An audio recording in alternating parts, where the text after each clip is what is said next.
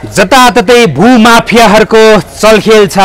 यही चलखेलको बीचमा काठमाडौँका मेयर बालेन शाहले सयौं हजारौं रोपनी जग्गाहरू फिर्ता लिइसकेका छन्। यसैको लहरमा आएर पछिल्लो समय धरानकै मेयर हर्क साम्पाङले पनि आजभन्दा 20 वर्ष अगाडि त्यहाँका यति एयरलाइन्सले एयरपोर्ट प्रयोजनका लागि भनेर सर्वसाधारणको लागि कौडीको भरमा जग्गा किनेको र पछि एयरपोर्ट नबनिसके पछाडि अहिले ती सर्वसाधारणले जग्गा फिर्ता माग्न थाले पछाडि धरानका मेयर हर्क साम्पाङले फिर्ता के कसरी गराउन सकिन्छ भनेर पहल थालेका छन्। यसै विषयमा अलिकति कुराकानी गर्नेछु भने पछिल्लो समय नेपालको समसामयिक विषयमा राजनीतिक माहौल तातिएको छ। विभिन्न आन्दोलनहरू भइरहेका छन्। शिक्षकको आन्दोलन भइरहेको छ। स्थायी शिक्षकको आन्दोलन सकिए पनि राहत शिक्षकको आन्दोलन अझ जारी छ। उहाँले भन्नुभएको छ हाम्रो माग पुरा भएको छैन भनिरहँदाखेरि त्यहाँ महानगरले रोपिएका फुलहरू गमलाहरू फालिएका छन्। शिक्षित मान्छेको अशिक्षित व्यवहार भनेर यहाँनिर कुरा गरिरहेका छन्, कुरा काटिरहेका छन्। यी प्रश्नहरू गर्नेछु। आज मसँग हुनुहुन्छ प्रदीप प्रसाई, उहाँ चाहिँ पूर्व पत्रकार पनि हुनुहुन्छ, राजनीतिक विश्लेषक पनि हुनुहुन्छ। प्रदीपजी यहाँलाई स्वागत छ। धन्यवाद। मैले भने सर धरानका मेयर हर्क साम्पाङ पनि पछिल्लो समय भूमाफियाहरूले ओगटेको जग्गा फिर्ता गर्ने प्रक्रियामा अगाडि बढेका छन्। के भन्नुहुन्छ? अब अहिले देशभरि नै भूमाफियाहरूले जतासुकै सरकारी या सार्वजनिक जग्गा जमिनहरूमाथि आँखा लगाएका छन्, अतिक्रमण गरेका छन्, त्यसलाई जालझेल र कपटपूर्ण तरिकाले आफ्नो बनाएका छन्। त्यस्ता सरकारी सम्पत्तिको रक्षा गर्नु हामी सबै देशवासीको कर्तव्य हो। हजुर, जस्तै त्यहाँनिर धरानको डाँडा घोपामा जग्गा लिएको एयरपोर्ट प्रयोजनका लागि भनिएको छ। कति लिएको रहेछ, कोसँग लिएको रहेछ, खास कसले लिएको रहेछ त्यो चाहिँ? अब यति इन्कर्पोरेटको नामको संस्था खडा गरेर यति एयरलाइन्स समूहले तपाईको त्यति बेला त्यहाँ 7 बिघाभन्दा अलिकति बढ्दै जग्गा लिएको मलाई जहाँसम्म जानकारी थियो र त्यो जग्गा चाहिँ लिँदाखेरि 28 देखि 32,000 रुपियाँ प्रति कट्ठाको दरले लिएको र त्यहाँ विमानस्थल बनाउने, त्यो विमानस्थल बनाउन नसकेको खण्डमा सोही मूल्यमा जग्गा चाहिँ फिर्ता गर्ने भनेर त्यहाँका स्थानीय मान्छेहरूसँग सम्झौता भएको थियो। धरानका सिधासादा सर्वसाधारण गरिब दुखी मानिसहरूको जग्गा लिँदाखेरि विकासको एउटा सपना देखाएर त्यहाँका जनतासँग जबरजस्ती जग्गा लियो र त्यति बेला त्यो जग्गा चाहिँ नदिएको खण्डमा माओवादी लगाएर उनीहरूलाई कुटपिट गर्ने, ज्यानसम्म लिने जस्ता कुराहरू पनि यति एयरलाइन्सले गरे भन्ने आयो। यति एयरलाइन समूहले चाहिँ अब जहाँ पनि सम्पत्तिको लागि अब शक्तिको दुरुपयोग गर्ने गरिरहेको छ। त्यति बेला माओवादीको धम्की दिएको थियो, जति बेला माओवादीको नाममा सबै नागरिकहरू डराउँदथे। पछि उनले खड्ग ओलीको साथ लिएर खड्ग ओलीलाई आफ्नो उसमा शक्ति केन्द्र ब्याकअपको रूपमा राखेर पनि जहाँसुकै देशभरिका सम्पत्ति, राष्ट्रिय सम्पत्तिहरूलाई कब्जा गर्ने काम गरिरहेका थिए।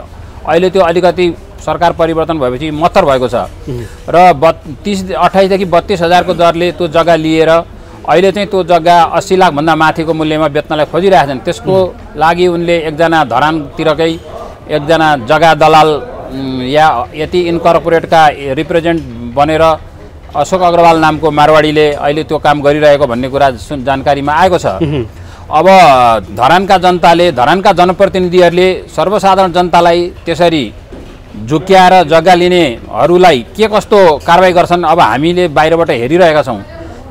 धरानका सर्वसाधारण जनताहरूको सम्पत्ति त्यसरी जबरजस्ती लिएर त्यो प्रयोजनमा पुरा हुँदैन भने उनीहरूको सम्पत्तिलाई ससम्मान फिर्ता गर्नुपर्छ भन्ने हामी चाहन्छौँ।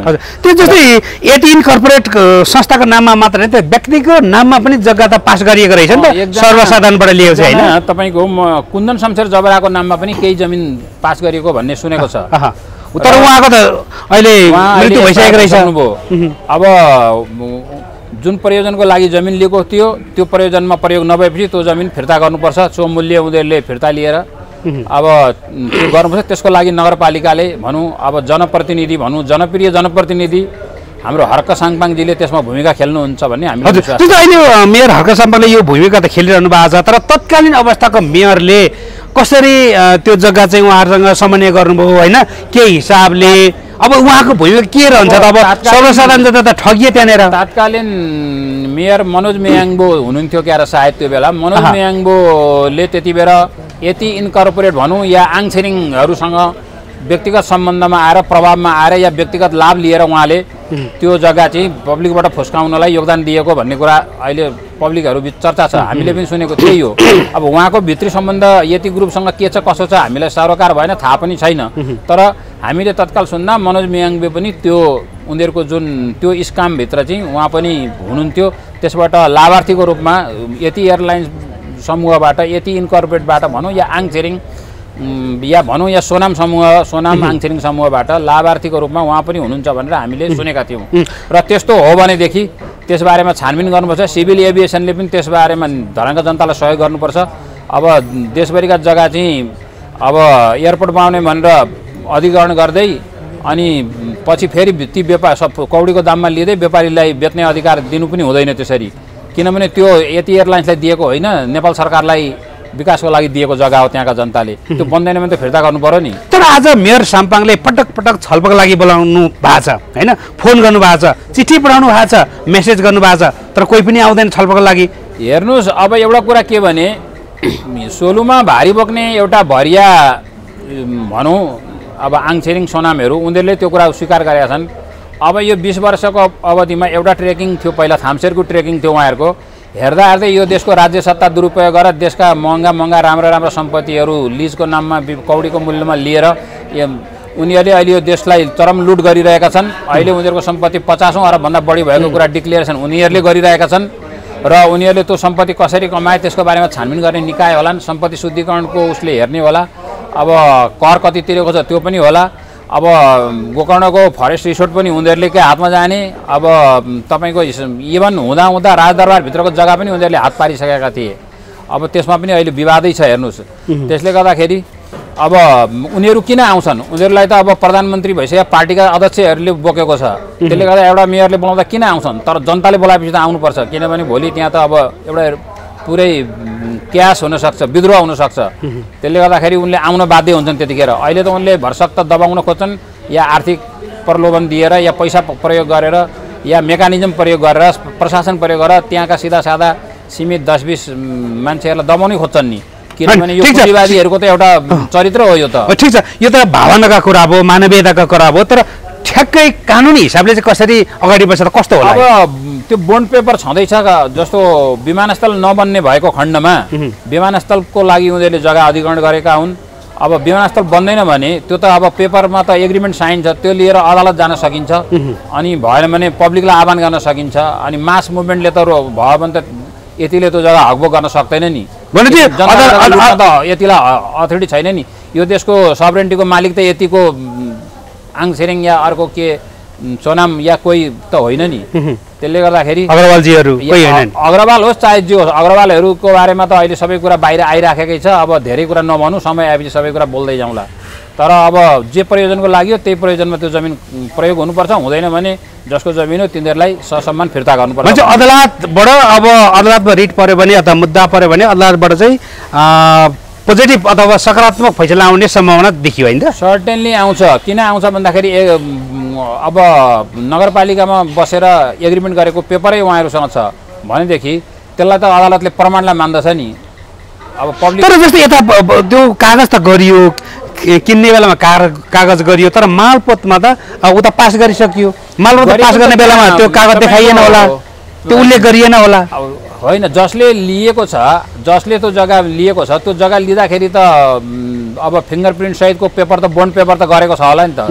त्यो पेपर छ भने त त्यो पेपर लिएर अदालत जान सकिन्छ नि त, न्याय माग्न सकिन्छ नि त। एउटा प्रयोजनको लागि लिने अनि त्यो काम नगर्ने अनि व्यापार गर्ने, त्यो त भएन नि। प्लटिङ गरेर व्यापार गर्नलाई दिएका होइन नि। तर कतिपय अवस्थामा यस्ता पेपरहरू अब निष्क्रिय भयो अथवा काम प्रमाणको रूपमा लिन नसकिने भन्ने पनि छ क्या अहिले पछि समय। त्यो अब त्यहाँको परिस्थिति विचार गरेर अदालतले निर्णय दिन्छ, किनभने वास्तवमा उनीहरू पीडित भएको भने पीडितलाई न्याय दिनु अदालतको धर्म हो। ठुला इस्युहरूमा ठुला शक्ति केन्द्रको आड रहँदै पनि अदालतले निष्पक्ष रूपमा निर्णय गरेका धेरै उदाहरणहरू छन्। त्यसले गर्दाखेरि अदालत त्यसबाट विचलित हुन्छ जस्तो मलाई लाग्दैन। भनेपछि अब मेयर साम्पाङले चालेको कदम एकदम सही छ, जग्गा सर्वसाधारण फिर्ता हुनुपर्छ भन्ने तपाईँको भनाइ? हुनुपर्छ, यदि एयरपोर्ट नबनेका खण्डमा। अनि यो देशै सबै जालजेल गरेर एउटा व्यापारीले पैसा खुवाएर सबैलाई लिन चाह्यो भने अब यो देशै जान्छ त सबै। अनि त्यसले गर्दाखेरि तपाईँको भनेको आशय चाहिँ कि एयरपोर्ट बन्नु पर्यो कि जग्गा फिर्ता? एयरपोर्ट बनेन भने प्लटिङको रूपमा बेच्न पाइएन, घडेरीको रूपमा बेच्न पाइएन। त्यो घडेरी बेच्नको लागि दिएकै होइन, विकासको लागि दिएको। विकासको लागि त पब्लिकले कन्ट्रिब्युट गर्छ, तर एउटा व्यापारीलाई अरबपतिलाई खरबपति बनाउन, मल्टिमिलियनियर बनाउन, बिलियनियर बनाउन त दिन सक्दैन नि त। आङथिरिङलाई पैसा चाहियो भनेर अब पब्लिकले जग्गा दिन त सक्दैन नि धरानेले। तर कतिपयले म कानुनको भाषा बोलिनँ, यता आम भाषा बोल्ने, आम भाषामा भन्लान् कि अब बेच्ने बेलामा आँखा देखिस् न, त्यतिखेर पैसाको लोभ लागेर बेचिस्, अब अहिले महँगो भयो अनि आँखा लाएर हुन्छ भन्ला। अधिकरण गर्ने ढङ्गले लिएको छ नि त, अधिकरण भनेर प्रलोभन दिएर लिएको छ नि त, प्रलोभन दिएको हो त्यो त। किनभने तिम्रो ठाउँमा विकास आउँछ, विकासले अरू राम्रो गर्छ भनेर, तर एयरपोर्ट त बनेन नि, उसले प्लटिङ गर्न भनेर सरासरी यो फसाइएको लोभ लालची देखाएर, जाल जेल हो यो, जाल जेल लोभ लालची देखाएर फसाइएको, यति समूहको यति इनकरेक्टको जाल जेल हो यो, सबै ठगी हो। उसले धेरै ठाउँ यस्ता गरिरहेको छ। अब सरकारले दिएको लिजको जग्गामा पनि 7 वर्ष लिजको टाइम रहँदै अगाडि नै उसले आफ्नो नजिकका मान्छेहरू सरकारमा भएका बेला त्यो जुन करारलाई थप्ने काम गरेको छ भनेपछि उसले त पैसाको लागि जे पनि गरिरहेको छ। यो एउटा बदनाम संस्थाको रूपमा अहिले नेपालमा आएको संस्था हो। म अलिकति काठमाडौँतिर आउन चाहेँ। काठमाडौँमा देशभरका 1 लाखभन्दा बढी शिक्षकहरू केन्द्रित भएर आन्दोलन गरे र केही शिक्षकहरूको आंशिक माग पुरा भइसके पछाडि स्कुलमा फर्किसकेका छन् भने राहत शिक्षकहरू फेरि आन्दोलन जारी रहेका छन्। अब यसलाई चाहिँ के भन्नुहुन्छ सरले? अब राहत शिक्षकहरूको समस्या के छ, उहाँहरूले के माग राख्नुभएको छ त्यसको बारेमा राम्ररी सुन्नुपर्छ। उहाँहरूले पनि अब संयमतापूर्वक आन्दोलन गर्नलाई, लोकतन्त्रमा आन्दोलन गर्न, गणतन्त्रमा आन्दोलन गर्न सबैलाई छुट छ, तर त्यो शान्तिपूर्ण हुनुपर्छ, वार्ताको माध्यमबाट समस्या समाधान हुनुपर्छ। सरकारले उनीहरूको समस्या के हो त्यो पनि राम्ररी सुनिदिनुपर्छ भन्ने मेरो भनाइ छ। हजुर, त्यो त योभन्दा अगाडिका शिक्षक संयुक्त एउटा शिक्षक आन्दोलन थियो। त्यो आन्दोलनमा चाहिँ उहाँहरूको माग भनेको स्थानीय तहको मातहतमा बस्न नचाहने अथवा बस्न नसकिने उहाँहरूको धारणा थियो। चाहिने 8 कक्षा पास गरेको स्थानीय जनप्रतिनिधिको सामु मास्टर डिग्री पास गरेको हामीले कसरी उहाँहरूको अन्दरमा बस्ने, उहाँहरूको कसरी अधीनमा बस्ने भन्ने जस्तो कुरा थियो। र अर्को कुरो जस्तै आज एमालेको जनप्रतिनिधि छ, त्यही एमालेकै अनुकूलतामा शिक्षक राखिएला, भोलि चाहिँ काङ्ग्रेसको प्रतिनिधि आउला अथवा माओवादीको जनप्रतिनिधि आउला, फेरि उसकै अनुकूल हुने गरी त्यहाँबाट चाहिँ सरुवा गर्ला अथवा अर्को ल्याउला के गर्ला भन्ने उहाँहरूको चिन्ता पनि थियो। त्यो यसकारण स्थिर नहुने सम्भावना देखेर हामी यो आन्दोलन गरेको भन्ने पनि थियो। के भन्नुहुन्छ यसमा? हेर्नुहोस्, यो शिक्षकहरूको जुन कुरा छ 8 क्लास भन्ने यो एउटा बचकना कुरा हो, यो एउटा लाजमर्दो कुरा हो। यो शिक्षकहरूको जुन सङ्गठनहरू छ त्यसमा सबैभन्दा शक्तिशाली सङ्गठन एमाले निकट छ।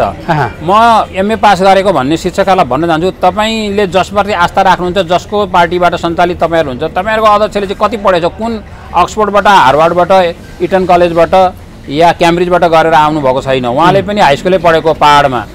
त्यसले गर्दाखेरि राजनीति नेतृत्व सक्षम हुनुपर्छ, इच्छा शक्ति हुनुपर्छ, डेडिकेटेड हुनुपर्छ, इमान्दार हुनुपर्छ।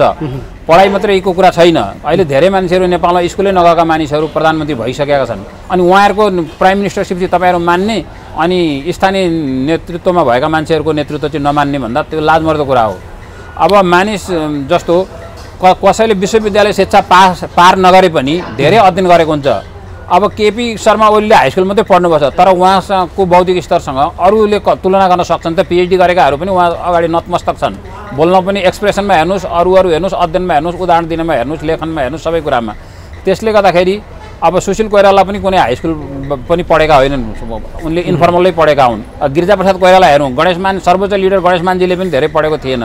त्यसले गर्दा धेरै पढेको मान्छे मात्रै राजनीतिमा मानिन्छ, अरूलाई मान्दिनँ भन्ने कुरा हुँदैन। यो कुरा भनेपछि पढेर होइन, पढेर चाहिँ मान्छे ज्ञानी हुन्छ, अनुभवी हुन्छ अथवा बुद्धिमानी हुन्छ, बौद्धिक हुन्छ भन्ने कुरो यहाँनिर देखियो होइन त? पढेर केही शिक्षा लिन सकिन्छ, तर व्यवहारमा गएर जब पढ्नै पर्यो, एप्लाइडमा प्र्याक्टिकल हुनु पर्यो, प्रयोगमा गएर प्र्याक्टिकलमा गएर मान्छेले जीवनमा सिक्दै जाने, जीवनभर पढ्ने हो। कतिपयले भन्छन् कि आज चाहिँ मास्टर डिग्री अथवा पिएचडीकै सर्टिफिकेट बोके पनि यो त कागजको खोस्टो हो, यसले केही गर्दैन। हुन पनि नेपालको परिवेशलाई हेर्दा त्यही छ।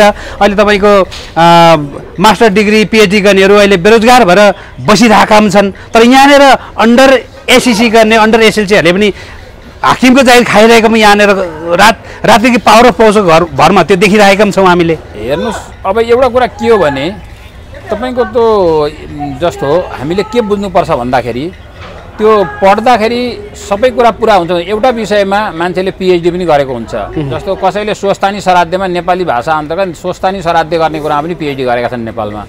अब स्वस्थानी र सराध्यमा पिएचडी गर्दैमा यो ब्रह्माण्ड उसले बुझ्यो भन्ने हुँदैन। सम्बन्धित विषयमा उसले विज्ञता हासिल गर्यो। आफैमा विद्यालय हो, हामीले काम गर्दै सिक्दै जाने हो। जीवनमा भोग्दै काम गर्दै सिक्दै अनुभव लिँदै जाँदाखेरि त्यो मान्छे परिपक्व हुन्छ।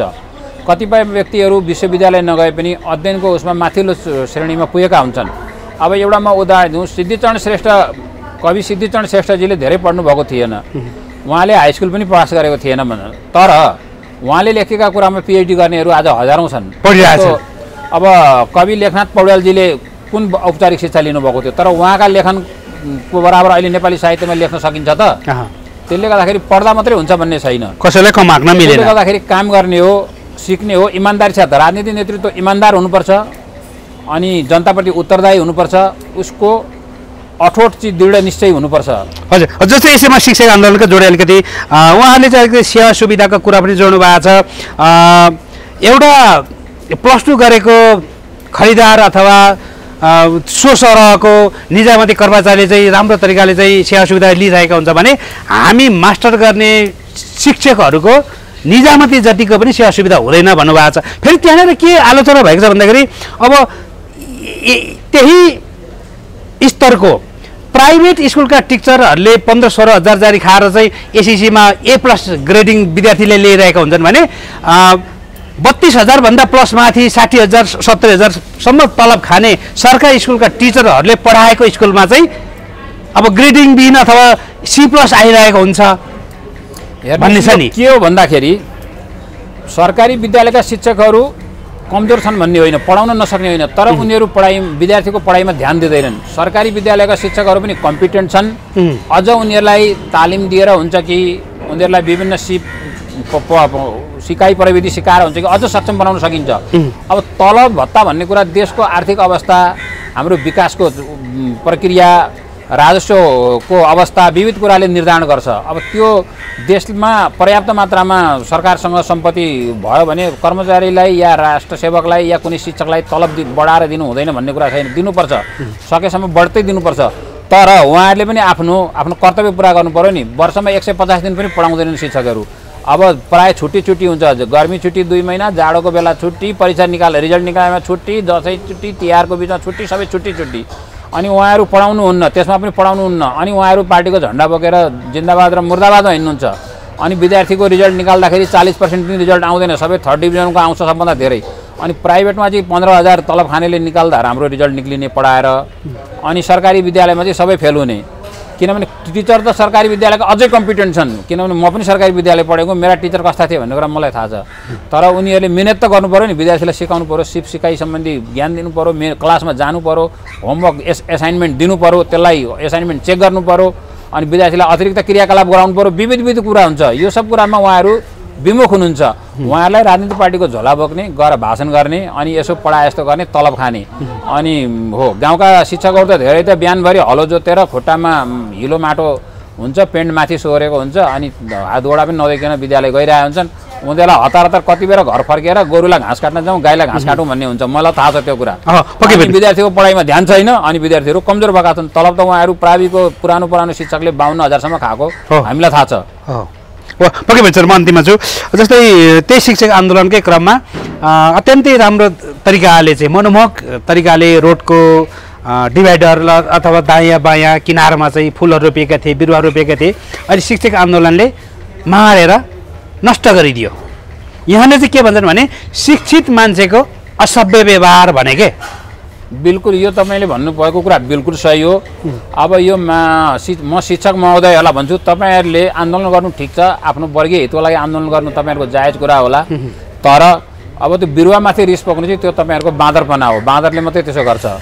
अब शिक्षकले त्यो कुरा गर्छ भनेर कल्पना गर्न सकिँदैन। तपाईँहरूले त्यसरी सार्वजनिक स्थानमा लगाइएका, नगरपालिकाले दुःख गरेर, बालेनले दुःख गरेर यसरी आफ्नो टिम जुटाएर लगाएको बिरुवा भाँचकुच गरिदिनु हो भन्ने जुन कुरा आएको छ, यो देख्दा साह्रै दुःख लागेको छ।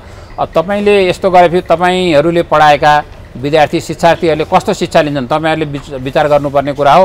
र आइन्दा अब यस्तो खालका हरकतहरू, नराम्रा व्यवहारहरू, कुकृत्य भन्छु म त्यसलाई, नगर्नु होला।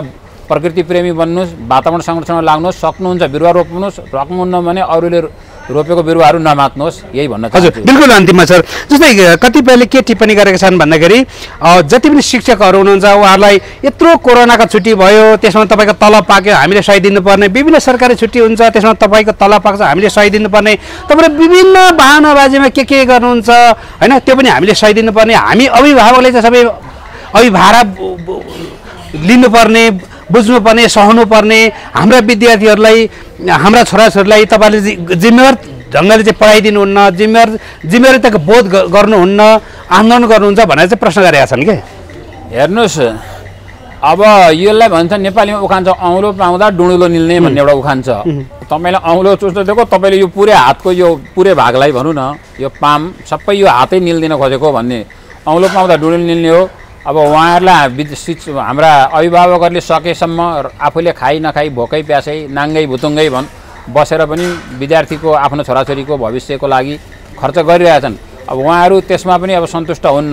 त्यसमा पनि प्राइभेट स्कुलहरू जसले शिक्षकलाई न्यूनतम तलब दिएर शोषण गर्छन्, उनीहरू अरबौँ अरब मालिक कमाएका छन्। अहिले एउटा स्कुल खोल्नेहरू हाइड्रोपका मालिक, ब्याङ्कका मालिक, टेलिभिजनका मालिक भएका छन्। त्यो के अभिभावक शोषण गरेर उहाँहरूले सबै, म प्रश्न भन्छु। र ती मान्छेहरू अहिले ठुलो ठुलो कुरा गर्छन्, ठुलो समाजसेवी हुँ भन्छन्, कोही राजनीतिज्ञ हुँ भन्छन्, कोही के भन्छन्, र अभिभावकहरूको शोषण गर्न छोड्नुहोस्। अब यहाँसम्म कि तपाईँको यो निजी स्कुलहरूले त एउटा फी कार्ड हुन्छ, त्यो 2 रुपियाँमा बन्ला, त्यसको पनि 200-500 लिन्छन्।